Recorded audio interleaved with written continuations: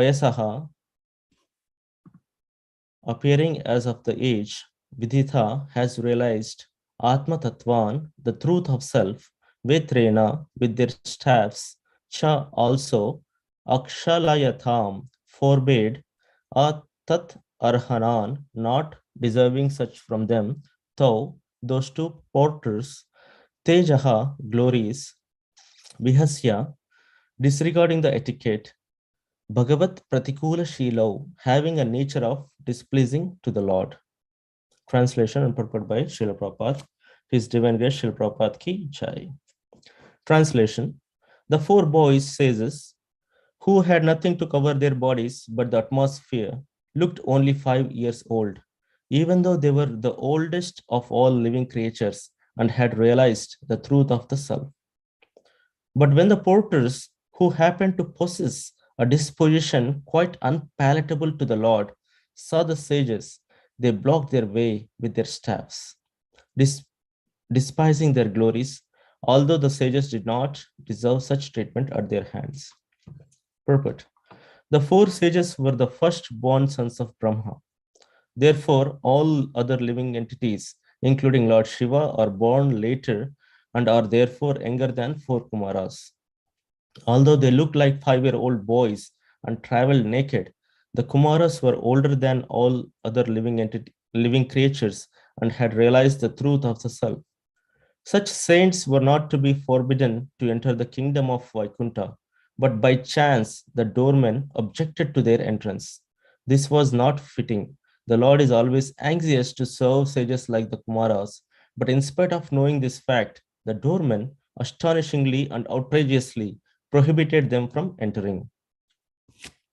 Om Jnanatimirandasya Jnananjana Shalakaya Chakshurunmilitam Yena Tashmai Sri Guruve Namaha Sri Chaitanya Manobishtam Stapitam Yena Bhutale Swayam Rupa Kadamayam Dadati Swapadantikam Vandeham Shri Guru Shri Utapadakamalam Shri Gurum Vaishnavamscha Shri Rupam Sagrajatam Sahagana Raghunathanvitam Tam Sajivam Sadvaitam Savadutam Parijana Sahitam Krishna Chaitanya Devam Shri Radha Krishna Padan Sahagana Lalita Shri Vishakanvitamscha He Krishna Karuna Sindho Dinabandho Jagatpate Gopesha Gopika Kanta Radha Kanta Namostute Tapta Kanchana Gaurangi Radhe Vrindavaneshwari Vrishabhanusute Devi Pranamami Hari Priye Vanchakalpatarubhyascha Kripa Sindhubhya Evacha Patitanam Bhavanebhyo Vaishnavebhyo Namo Namaha Jai Sri Krishna Chaitanya Prabhu Nityananda Shri Dvaita Gadadhar Shivashadi Gaura Bhakta Vrinda Hare Krishna Krishna Krishna Hare Hare Hare Rama Rama Rama Hare Hare. Thank you all for joining this morning session of Srimad Bhagavatam. We're in Canto 3, Chapter 15, Text 30 today. So just to give some recap, we have studied about the demigods. They got scared. They got frightened by the darkness that was spreading throughout the universe. Different planets were getting darkened out. And the darkness was due to the pregnancy of Mother Diti. So whenever there is a problem to the demigods, they go to Brahmaji, because Brahmaji is the supreme living being in this universe. So Brahmaji, they went and approached Brahmaji to understand what is the cause or what is the reason for this kind of darkness. Then Brahmaji is narrating the story, some story which has happened long time back, and we are in the process of reading through this story of Lord Brahmaji, and in the course of this narration, we have seen and we have gone through such a nice explanations of Vaikuntha planets, how the living beings live there, what are their characteristics, how do they travel, the airplanes, and what do they wear, how do they live, and what do they do in Vaikuntha planets. So those explanations. So these kind of explanations will give us a reference, or it will give us some kind of manual or a point to refer to when there is a question about, okay, how does the Vaikuntha planets look like, or what do they do there? They can come back and refer to these verses. So such a nice explanation. of the verses.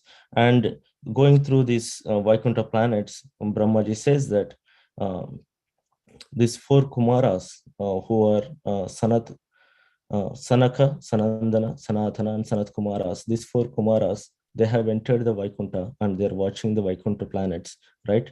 They have completed, they went through the six gates. The Vaikuntha planets are seven gates, and they have gone through six gates without any problem, without any obstacles, without any kind of obstruction for them. And they pass through those six gates. Now, at the seventh gate, when they approached at the seventh gate, so this is the verse we're speaking today.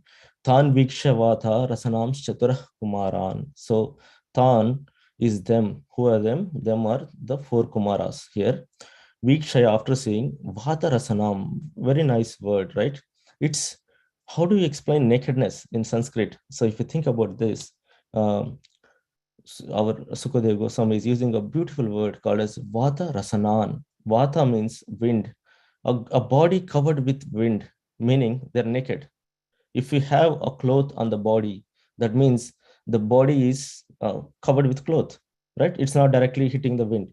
But when the body is covered with wind, that means basically he has nothing, or the person is not wearing anything. So that is what it is explained here. Vata is a wind, Rasanan is a dress. So a dress made up of wind means a dress or the body covered with the wind is called as Vata Rasanan, means basically it implicates or it implies to the nakedness. I mean, these Chatur Kumaras or the four Kumaras, they never wear anything. They don't have any possession of this material or anything. So they don't wear the dress. So they are, we see the qualities, more qualities here. So Chaturaha, we know this Chatuhu means four. So they have four. There are four Kumaras, and their names are Sanakha, Sanandana, Sanatana, and Sanat Kumaras. And these Kumaras, and what is their age? They are not wearing anything, but what is their age? Their age is Dasha Ardha. And another, again, it's a nice way to, he's not saying five directly, he's saying that Dasha Ardha. Dasha Ardha means half, right? We know the word Ardhanarishwar. Lord Shiva is called as Ardhanarishwar. Ardha Nari. He's a half woman body and he's the Lord. So that Lord who has a half woman, the woman is basically the Lord of Shiva who has half, like Shiva's one of the forms of Shiva is Ardhanarishwara, where his half is a half part of Parvati Devi and other half is himself. So that is that form of Lord Shiva is called as Ardhanarishwara. Ardha means half. Half of the body is Parvati Devi, half of the body is him. So it is Ardha Nari, is half woman body. That is Ishvara. The Lord who has this body is called as Ardhanarishwara.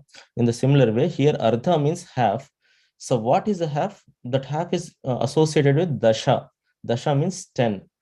So he's saying that the age of the Kumaras is half of the 10. So what is the half of 10? That is 5. So he's saying that 5-year-old, this Kumara's age was 5-year-old, and he's telling it in a beautiful way. Dasha Ardha, half of the 10 years, that is 5 years. So um, Vridhan, their age is half of the 10, which is 5 years old. YSO is age or old. So they are appearing as of age, right? And what are the qualities of those Kumaras? That is Vidithatma Tattvan. Vidithatma means had realized the truth of self. So they are self-realized souls. The four Kumaras are self-realized souls. So one thing, Vridhan means aged. So how are they aged? So Srila Prabhupada mentions in the purport that the four sages were first-born sons of Brahma. Right? Therefore, all living entities, including Lord Shiva, are born later and therefore younger than four Kumaras. So while we have seen that in chapter 12 of the same canto, we have gone through these verses of the creation of this universe. And Lord Brahma, when he created Nescence in the beginning, he felt disappointed.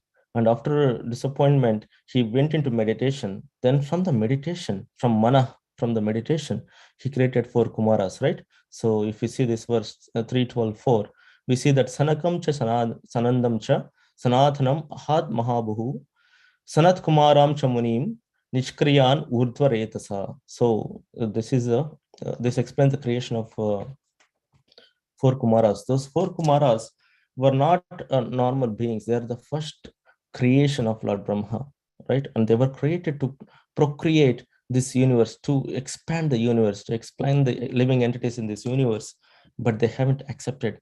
So the verse here, the translation of the verse here says that in the beginning, Brahma created four great sages named Sanaka, Sanandana, Sanatana, and Sanat Kumara. All of them were unwilling to adapt materialistic activities because they were highly elevated due to their semens flowing upwards.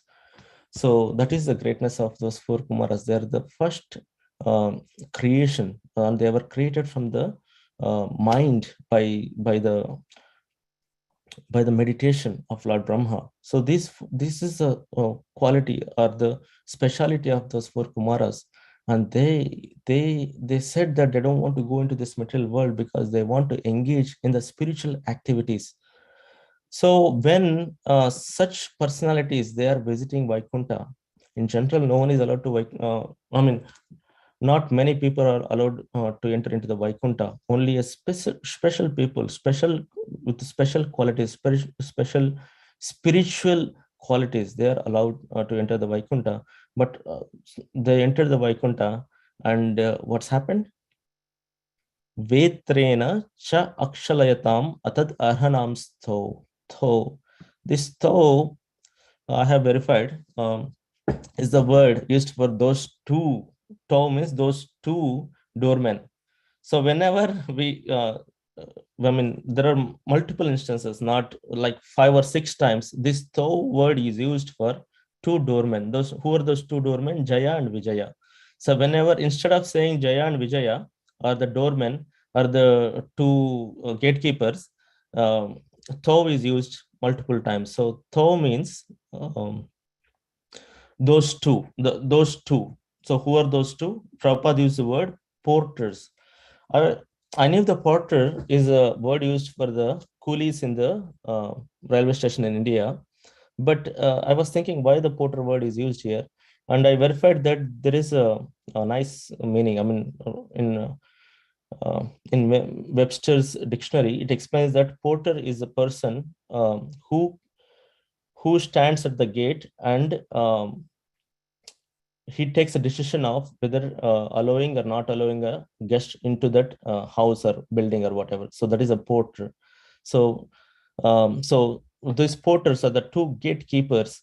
What are they doing? Vetrena cha akshalayatam atad arhanams. Vetrena, Veta or Vetra is a cane, right? So there are many words where Vetra is described. So Vetra is a cane. So cane is basically a stick which the soldiers they use to protect or to stop or to block the entrance of any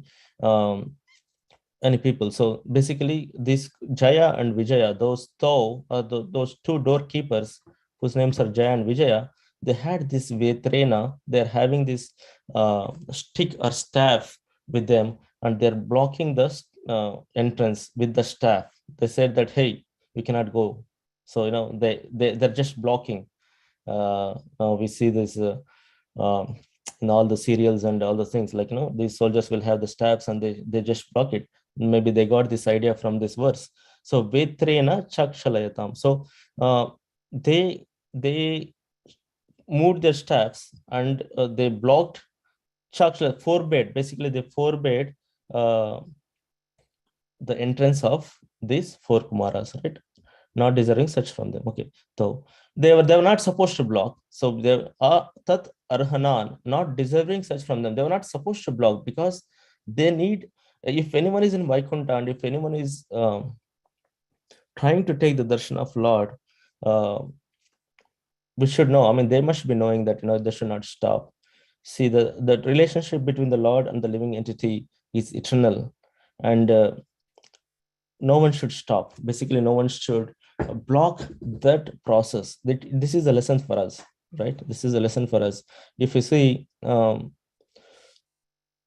in the next chapter, chapter 16, verse 29, Krishna or the Narayana is saying to we can go through this, we can check this. So Narayana is speaking this verse. He's saying, Bhagavan Anugavaha Yatham Ma Baishtam Astusam Brahma Teja Samartopi Hantum Neche Matam Tume. Krishna is saying that after Jaya and Vijaya express their displeasure or express their um, apology of stopping Kumaras to enter, and there is a nice conversation there. Then Lord speaks at the end of this conversation that Bhagavan Anugavaha Yatam Ma Baishtam Astusam Brahmateja Samarthopi Hantum Nechamatam Tuti. Matam is the word which is important here. Narayana is saying that Matam is approved. Who approved? Matam me. I am. By me. I have this approval of the curse. After Chaturkumaras, they have cursed the doorkeepers to Jaya and Vijaya. And Krishna is saying that, or Narayana is saying that I have approval, I have approved this curse. So the Lord then said to his attendants, Jaya and Vijaya, depart this place, but fear not. All glories unto you. Though I am capable of nullifying the Brahmana's curse, I would not do so. On the contrary, it has my approval. So Lord is saying himself that he has this approval. As explained in the connection with text 26, all the incidents that took place had the approval of the Lord. Ordinarily, there is no possibility that the four sages could be so angry with the doorkeepers. Right? Four sages, they're self-realized souls. Why would they show anger? Right? And four sages could be so angry with the doorkeepers, nor could the Supreme Lord neglect his two doorkeepers. And Jaya Vijaya are the eternal associates of the Lord. How can they block the entrance of the devotees to the Lord? Right? Nor can one make comeback from Vaikuntha after once taking birth there. So, and as I said earlier also, when those two doorkeepers they came down, there was a lot of disturbance in the Vaikuntha Loka, thinking that how can this possible? I mean, how can a living entity in Vaikuntha come down? So that was a disturbance that happened. And all these incidents, therefore, were designed by the Lord himself for the sake of his pastimes in the material world. So we have to understand this, that all this arrangement, what is the arrangement? Chaturkumaras getting angry, sorry, the two doorkeepers, Jaya and Vijaya, blocking the way of Chaturkumaras to enter the Vaikuntha. And they can block, let's say that is one in first instance. And the second thing is Chaturkumaras, they got angry because they were blocked. So those two are not normal. That never happens in general. So those and after that, after getting angry, they cursed the Jaya and Vijaya. So these three things are not possible. It's not a normal thing or usual thing that happens, but it is just a rare case. And it happened, and Srila Prabhupada mentioned, it happened because all these incidents, therefore, were designed by the Lord himself for the sake of his pastimes in the material world. Thus, he plainly says that it was done with his approval. So that is matam is my approval, and may means me. So all this happened because of my approval, with his approval. Otherwise, it would have been impossible for inhabitants of Vaikuntha to come back to this material world.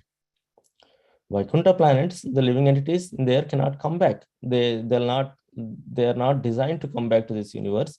And otherwise, it would have been impossible for inhabitants of Vaikuntha to come back to this material world simply because of Brahmanical curse. The Lord especially blesses the so-called culprits. All glories to you. A devotee once accepted by the Lord can never fall down. That is the conclusion of this incident. So what is the learning for us? So this has all happened because of the approval of the Lord. But what is the learning for us? The learning for us is whenever a devotee or whenever a living entity is approaching close to the deity, or let's say whenever a living entity is trying to, let's go a little back, right? Let's say a living entity in this material world has been trapped into these material activities. What is the one thing that can bring him back into the spiritual path? He's completely diverse. This he's make a living entity is making sin after sin, sin after sin, sin after sin. And um, what is that solution, or what is that nectar that will bring him back into the spiritual path? So that is Ajnana Sukriti, right? We have celebrated nice Bahuda Yatra yesterday, and we every year we celebrate 5 Rath Yatras, including Bahuda Yatra. So in these Rath Yatras, what are we trying to do? We are trying to um, the Lord mercifully comes out and gives darshan to the devotees and to all the living entities without any discrimination. So, without any discrimination, Lord gives a darshan. So, that darshan, when let's say the neighbors of a temple, if they take darshan, they got again a sukriti, right? And at least if someone touches the rope, touches the car, like, the rath, or pulls the rope unknowingly, it doesn't have to know what is the importance of pulling the rope, or what is who is Krishna, who is Jagannath. They don't have to know anything about the process. The only thing is they just touch it and it's magical. Okay, ajnana, that's why it is called as ajnana. Without a knowledge of you, without any kind of background, just by holding up to that cart, holding up to that rope, just uh, pulling that rath and taking darshan, hearing to the kirtan, taking prasadam, all these activities are included in one Rath Yatra. So think about that, right? Just by seeing the Lord without a knowledge also. So uh, that is the trigger. That is the point where a living entity who is falling down um, exponentially, like he has no hope, that that kind of fall down, he's falling down like, quickly and fastly into the lowest and lowest parts of this material universe. But just by the trigger, one shot, like Ajnana Sukriti, that path reverses, you know what I mean? It takes a turn right there, and he tries to come back. That small little trigger will rupture here in the heart, somewhere in the heart, because the heart is covered with lot of material activities, lot of darkness, lot of um, unwanted things. Because that's why he's falling down. Just by the trigger, that the rupture will happen, and a little crack happens there in the darkness, and that opens up to the listening, or to become conducive to this spiritual path. So this happens on ajnana. It's on a purpose, like, it's not it just happens, you know what I mean? Now the point is, like, when that happens, then it takes many more years for that living entity. He was already falling down for many years, and he was falling down, and that same living entity, he takes another multiple years. It depends, right? And it depends, mostly it takes multiple years to go back to Godhead, and to reach that spiritual path, or to reach the final goal of that spiritual path is going back to the Lord. So in this process, this is all, it's a big long time process, right? When in this process, what happens, we, with our envy, basically, even though we're devotees, sometimes what we do is, like, we say something unwanted, or um, unpleasing words to a devotee about their character, or about their anything about their seva attitude, or about their um, process of bhakti. So when we comment and hurt that living entity, all these lifetimes he spent to get back to this position in which he is in. At least he is coming to the temple, at least he got into the temple somehow, some ages, or some lifetimes back, he got this taste, or he got this trigger, and this trigger has brought him to this level. But he's not completely spiritual, so it's not going to happen right away. So he's not completely spiritual, it's a process. So while in that process, it's a long process. While in that process, if with our envy, or with our um, unpleasing attitude, if we hurt that living entity, there may be a chance of that living entity falling down, right? So that is what Krishna doesn't like. Krishna, when he sees a living entity progressing towards a spiritual path, he expects that living entity to be successful, right? As a devotee or as a follower of Vaishnavism or as a follower of Krishna, we should ensure that all other living entities are also have that same or complete freedom to get back, or we should encourage the other living entities towards that path, not that we discourage them or we crush them or crush their bhakti because of our attitude. So that's why it is very, very important to understand our whatever we say. I mean, this applies to me also. I mean, I'm also trying to implement and think that it's very important that whatever you say, we should say in such a way that it should not hurt the other person. Um, so that is very important, because if we hurt the other person and if he falls down from what he's doing, then Krishna gets very upset, because he has seen this devotee or this living entity going through such a long cycle of process. It's not a one lifetime, or it's not the thing which has happened uh, it took a lot of time for that living entity to come out of it. So so the lesson here is like, Krishna, see, they were not supposed to be not deserving such from them. They were not supposed to stop a devotee. There is no one who can stop the entrance of the Lord. I mean, that connection, or that devotee and the Lord has a separate connection. When someone is trying to reach to the Lord, we cannot stop them. So that is the lesson we take. As even though this those two doorkeepers, Jaya and Vijaya, they stopped Sanat Kumaras for a reason, because it is the Lord's plan, or it's the Lord's approval there.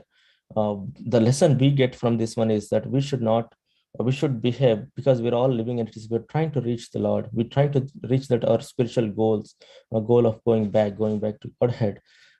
In that path, we should not stop others from going towards the Lord. Yes, there are mistakes. We have mistakes. Everyone has a mistake, but no one is perfect in this material world. So that doesn't give us a right of any kind to displease or to stop other living entities going towards the Lord. So that is verse today. So Tan Vikshawata Rasanam Chaturah Kumaran Riddhan Dashartha Vayaso Vidithatma Tatvan. So we went through, we talked about Chatur Kumaras, how they looked, what is their qualification. We talked about two doormen and who are they and what is, and we talked about the approval of the Lord, so that they can act in this way. And we took a lesson that we should not stop any living entities with our behavior. So we should be super careful when we deal with other living entities or other devotees. Thank you very much. Hare Krishna.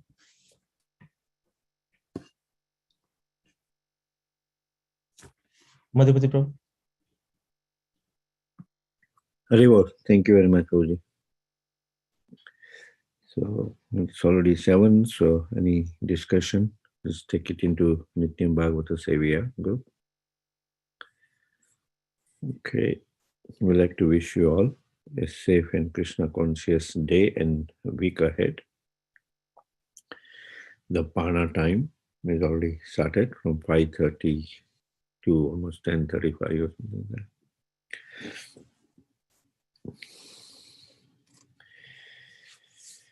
So we like to offer our prayers to the Supreme Lord by chanting 3 times. Hare Krishna, Hare Krishna, Krishna Krishna, Hare Hare, Hare Hare, Hare Ram, Hare Ram, Hare Hare. Hare Krishna, Hare Krishna, Krishna Krishna, Hare Hare, Hare Ram, Hare Ram Ram, Ram, Hare Hare. Hare Hare Krishna, Krishna Krishna, Hare Hare. Hare Hare Ram, Hare Ram, Ram, Ram Hare Ram, Hare Hare. Shri Narsingha, Jai Jai Narsingha, Shri Narsingha, Jai Narsingha Deva, Radesha Jaya Padma Mukha Padma Linga, Ugraveeram Brahmavishnum Jalantam Sarvatomukham Narsingham Vishnum Bhadram Chakravartyo Namamyam. Narasimha भगवान की जय। जय। प्रहलाद महाराज की की जय। Let's offer our humble obeisances to all the assembled Vaishnavas. One Vanchakalpatarupasya पतितानां पावनेभ्यो वैष्णवेभ्यो नमः। वैष्णविंद की जय। जय। ग्रंथराज श्रीमद् भागवतम की जय। जय। प्रभुपाद की जय। जय। गौर प्रेमानंदे हरि बोल। Thank Thank you you, Hari everybody. Kishore. Hari Bol. Hare Krishna. Thank you. Hare Krishna. Thank you.